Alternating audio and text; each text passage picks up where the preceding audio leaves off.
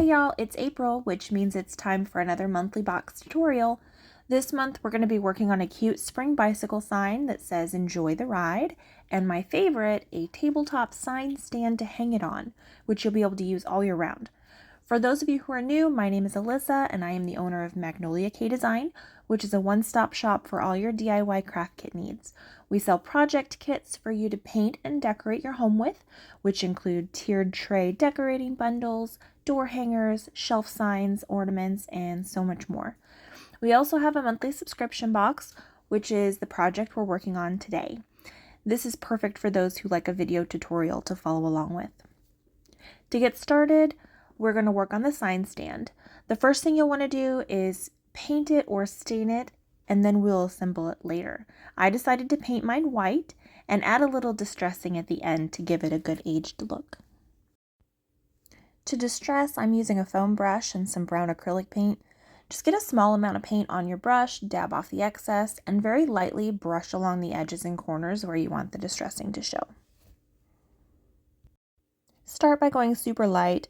When you get all the way to the end, if you decide you want some more distressing, you can always go back and add more later.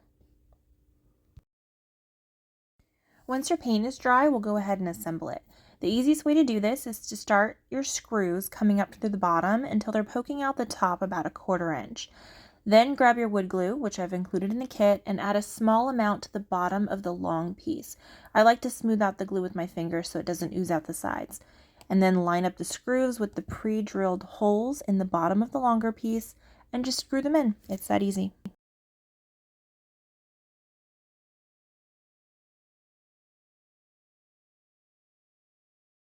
Lastly, you'll need to screw in the hook at the top. Just line up the holes and use the 2 small screws to secure it.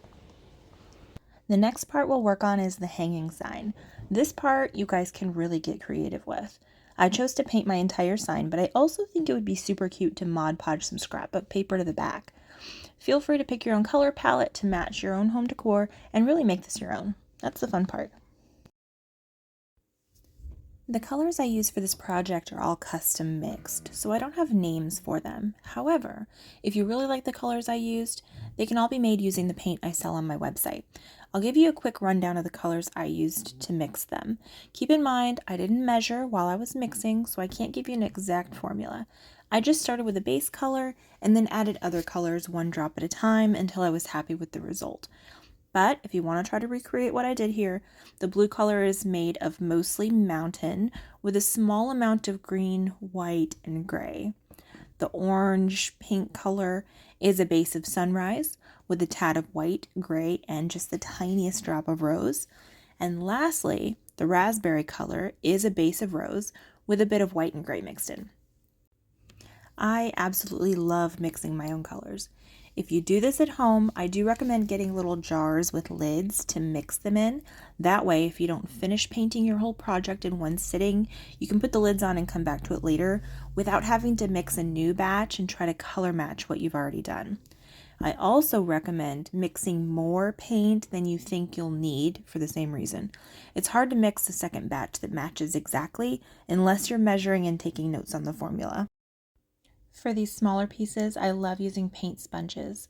I get a nice even coverage, and as long as I'm going lightly, I don't get too many messy edges.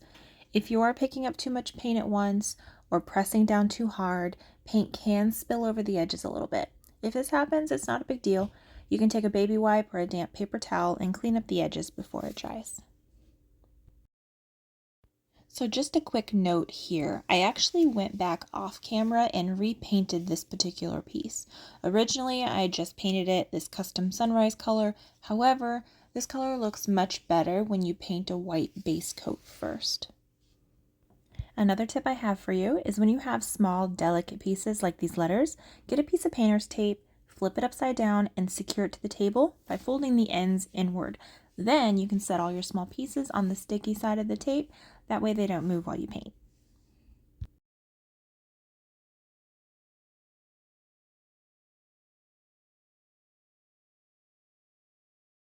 Not all paint is made equal, but if you buy your paint from me, you'll usually only need 1 or 2 coats to get a good solid coverage. Lighter colors like white might need 3 coats. If you're using yellow or even the lighter oranges, I recommend painting a white base coat first.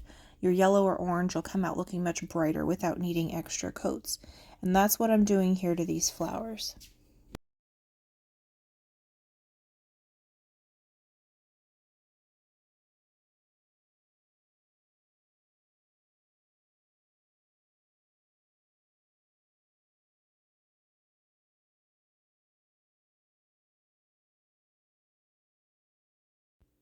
After I finished painting my flowers, I went in with a yellow paint marker to fill in the centers for some more detail.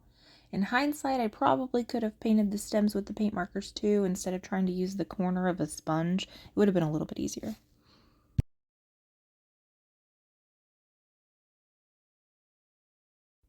Once I'm all finished painting, I always like to put the pieces of my sign where they will go before I start gluing. This gives me the opportunity to see how it'll look, and I can make any changes as I see fit. On mine, I swapped out the colors of two of the flowers on the top part of the sign, and I also decided to go in and add some distressing and some more detail. The distressing I did here was the same technique I used on the sign stand. Just use that same foam brush and gently go over the edges where distressing would normally occur. I also darkened up the lines where it looks like the boards meet. To do that, I just drug the brush straight across, but if you're not great with straight lines, you can also use a ruler or some other straight edge as a guide. I also decided to do the same type of distressing on the top part of the sign. Since I was going for a light, springy sign, I went with white. And then the last thing I decided to do was to go in with a white paint marker and add some highlighting to a few areas. Some people go really heavy with the highlighting, but I tend to keep it minimal. I do think it adds a little finishing touch though. And then of course, once you're happy with how everything looks, you can go in and start gluing everything into place. I had my camera off for this part, but don't worry, you didn't miss much. I do prefer using super glue for these little pieces, but you can use whatever type of glue you're comfortable with. After gluing, you can use the twine that was included with your kit and tie your two sign parts together. There's no right or wrong way to do this, but it can be a tad tricky to get both sides even. I think I tied mine more than once, and I still think one side hangs a tad lower than the other, but I'm not too worried about it. Finish it off by tying a loop at the top to hang it with, and then you're done. I hope you guys enjoyed this month's project as much as I did. Thanks for watching.